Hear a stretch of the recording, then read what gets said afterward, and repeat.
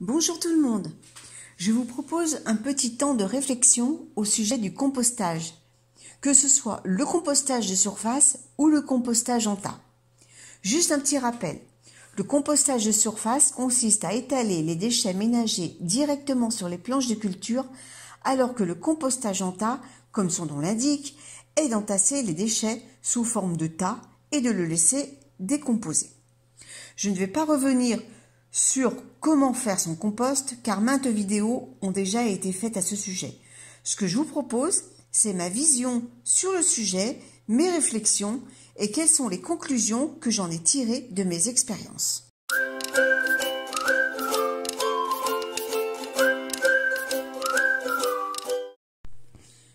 Dans mes débuts, le premier compostage que j'ai pratiqué est le compostage en tas, comme nos anciens. Je le laissais bien mûrir et ensuite je l'étalais au potager. Ensuite, quand j'ai découvert la permaculture, j'ai essayé le compostage de surface. C'est vrai que dans l'absolu, c'est un moyen très simple de revaloriser les déchets avec en prime une fertilisation régulière du sol. Il y a cependant un point sur lequel je suis mitigée. C'est sur le fait d'apporter à manger aux limaces qui délaisseraient les jeunes plants au profit des déchets. Pour l'avoir essayé, je peux vous confirmer qu'elles ne font aucune différence entre une peau de banane et un jeune plant de laitue. J'ai même constaté que le fait de mettre les déchets sur mes planches augmentait la population de ces baveuses.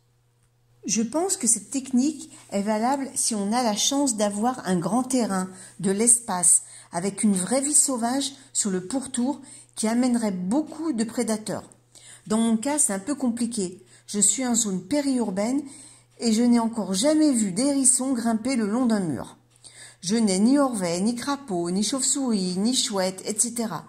Les seuls prédateurs sont les oiseaux comme la mésange, le moineau, la pie, le rouge-gorge, pour les principaux qui sont dans mon jardin. Après maintes réflexions, je suis retournée vers le compostage en tas que je ne laisse pas complètement mûrir, afin d'apporter des résidus qui seront assimilés par la vie du sol lorsque je le mettrai sur mes parcelles.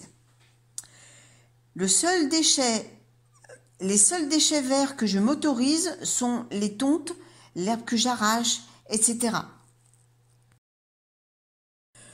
Le but, avant tout, d'un potager, c'est de récolter des légumes et pas de faire un élevage de mollusques, car je doute que même grillé à la poêle, ce soit top. Il n'y a pas de recette miracle et chaque contexte, chaque jardin a ses atouts et ses faiblesses et qu'il faut jouer avec pour essayer d'obtenir le résultat que l'on souhaite avoir. Bon, ramener du sauvage, oui, je suis à 100% pour, mais il y a des facteurs limitants qui, chez moi, m'empêchent d'avoir toute la biodiversité que je voudrais. Donc, j'essaye par tous les moyens d'essayer de réguler, entre guillemets, cette problématique. Parce que si je compte uniquement sur les oiseaux, les pauvres, ils vont avoir une grosse tâche à accomplir. Voilà, écoutez, c'est tout pour aujourd'hui. Je vous souhaite une bonne journée. Je vous dis à très vite pour une prochaine vidéo.